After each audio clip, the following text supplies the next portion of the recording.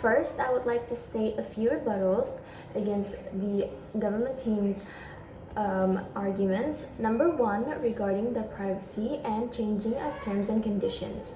When changing their terms and conditions, the company will and does inform the consumers regarding the changing terms and conditions.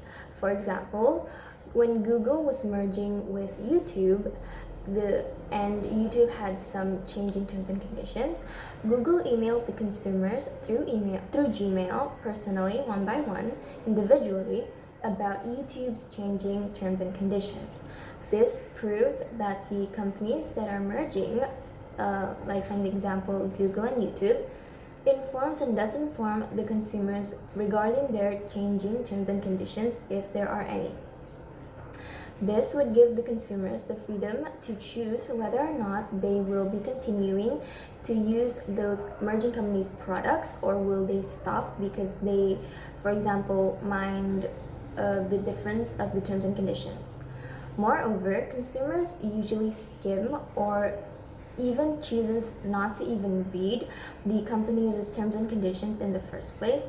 Thus, they cannot really blame the companies if they change their terms and conditions while when the companies are merging, while they didn't even read the terms and conditions in the first place. Moving on, even though WhatsApp and Facebook have merged, like what the government team has said, when on one hand WhatsApp is a platform that keeps the users' private information private, like it keeps privacy, and Facebook is a platform that exploits that privacy, and they have merged, and there was a scandal. But WhatsApp still provides letter sealing, which is like a thing in WhatsApp that seals each of our messages individually, so that even WhatsApp itself cannot read our personal messages. So this should definitely ensure the consumer's privacy, so that Facebook isn't able to exploit those private messages when WhatsApp itself can't even read it. Moving on, the second rebuttal I want to state is the fact that with the merging of companies, the consumer's option would lessen and they would only rely on one product. The reality is people right now aren't even using other products. They are using mostly the same products again and again, because mostly people use those products, like the same products that we use, the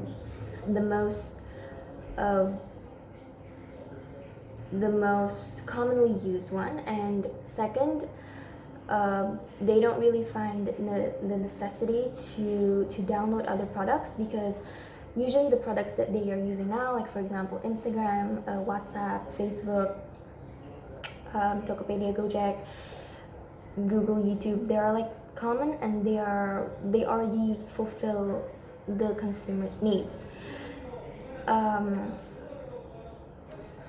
That's why even with more options, people are still using the same products. So when the options lessen,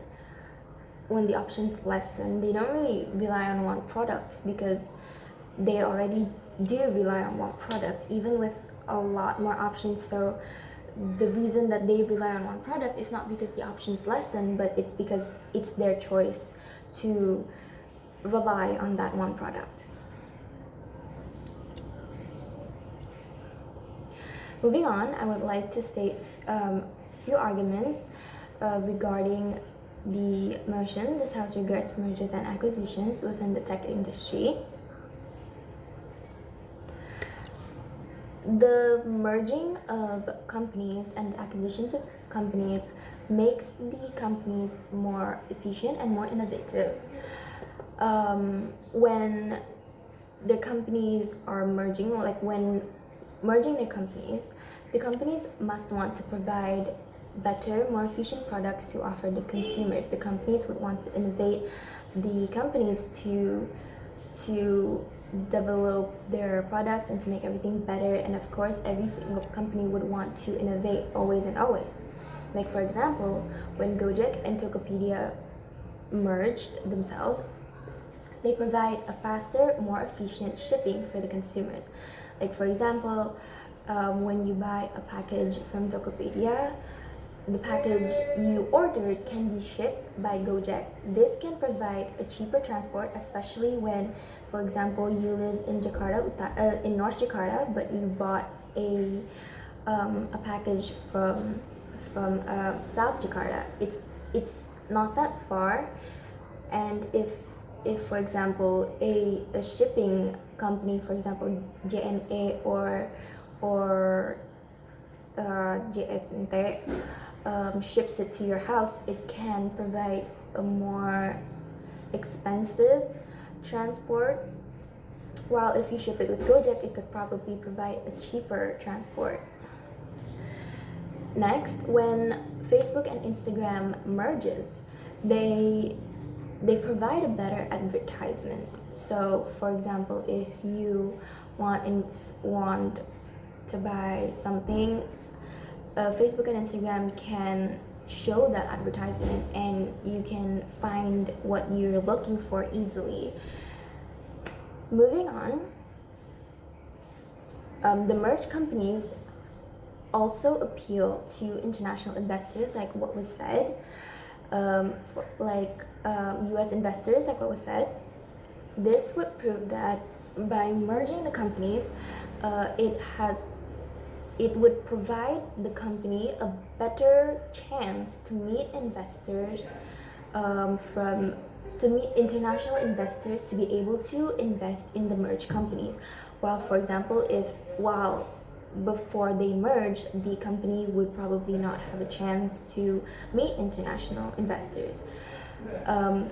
This would make the company more able to innovate themselves to provide better products, and the merged companies would be able to develop their companies to a more international market, not just nationally, because every company of course would want to innovate themselves and would want to appeal to international market. And by merging the companies, it has proven that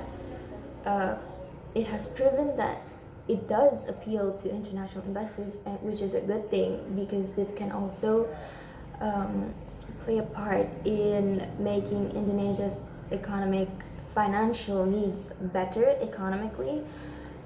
And so that is all that I can propose to you.